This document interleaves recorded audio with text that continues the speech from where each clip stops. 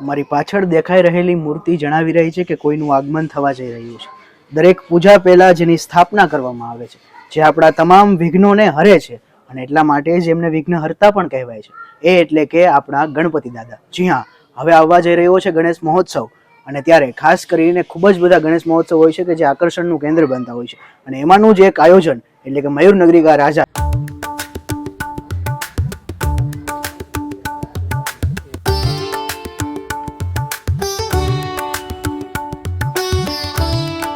કે જે ઘણા વર્ષથી મોરબી માટે આકર્ષણનું કેન્દ્ર બનતું હોય છે. ત્યારે આ વખતે એનું કેવું આયોજન છે એની આપણે તમામ વાતચીત કરવાના છીએ. ત્યારે તેમાંથી આયોજક વિશ્વાસભાઈ ભોરણિયા મારી સાથે છે.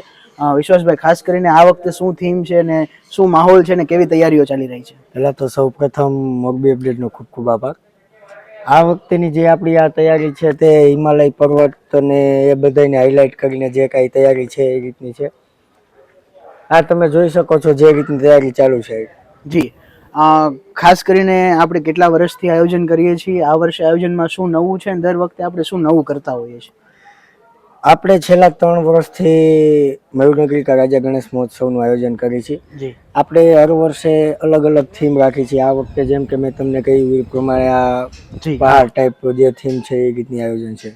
જી, ખાસ કરીને ભગવાન શંકરનું સ્થાન એટલે કે હિમાલય, અને ત્યાં જ ગણપતિનો પણ વાસ હોય જ છે અવશ્ય, એટલા માટે આખી એવી થીમનું આયોજન કરવામાં આવ્યું છે.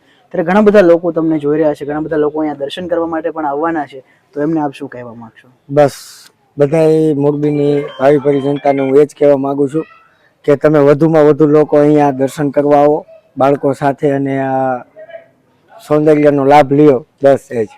જી, ખાસ કરીને એ પણ લોકોને આપણે જણાવી દઈએ કે અહીંયા મહાઆરતીનો શું સમય હશે, આપણે કેટલા દિવસ સુધી આ ગણપતિ મહોત્સવ ખુલ્લો રહેશે, શું ભાઈ? આપણે મહાઆરતીનો સમય 7 વાગે ને રાત્રે 1 વાગે આપણે જે પબ્લિક મોડા કારખાનેથી આતે આવ્યો એના માટે 9 વાગ્યાની પણ આરતીનું આયોજન જે છે કર્યું છે.